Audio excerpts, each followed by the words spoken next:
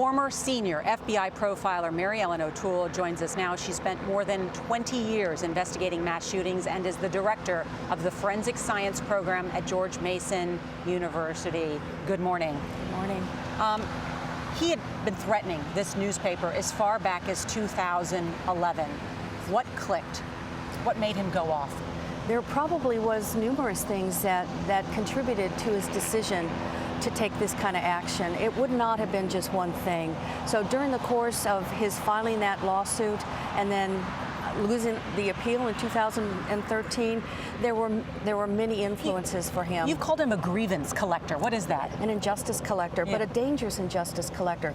That's someone who goes through life. It's a behavior that starts early, and they collect injustices, real or imagined, throughout their life. The dangerous ones, though, respond disproportionately to what happened to them, and this certainly is a very disproportionate response to what happened to him. CBS News is reporting that he damaged his fingertips so that he could not be identified immediately. What does that tell you about him from a profiler's perspective? Well, for one thing, it's very difficult, if not close to impossible, to destroy your fingerprints, because fingerprint examiners can still get friction-rich skin from other parts of your hand. So it tells me he did not investigate that very well.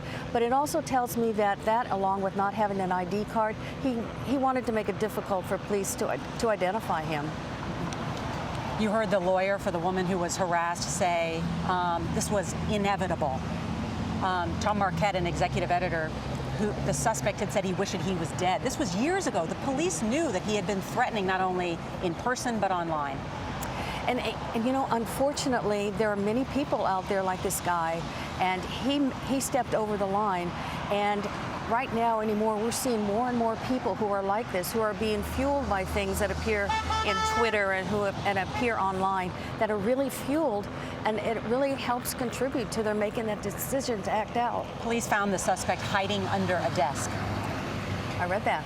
What does that say about his personality? Two things that suggest to me that he may have wanted to blend in with the rest of the people there and walked out. That was his way of evading capture. It could have been. All right. And also one other thing, usually in these mass shootings, we have a semi-automatic rifle. He had a pump-action shotgun. Two possible reasons for that. A pump-action shotgun is just a terrifying weapon. It doesn't produce as much lethality, but perhaps he was concerned he was not able to purchase an automatic rifle, and that's why he fell back to the pump-action shotgun. All right. Mary Ellen O'Toole, thank you so much for joining us. You're welcome. Now let's send it back to Gayle in New York. Gayle. Thank you, Norah. I so admire the people at the newspaper that said we are still putting out a damn paper tomorrow. You know, when you think of, as you said at the top of the show, this is the deadliest attack of journalists in U.S. history. You don't think that you're in danger when you go to your job. You think if you're covering a war area, maybe. If you're covering a very domestic situation, maybe. You don't think you're in danger just going to your office every day. That's why this is so troubling.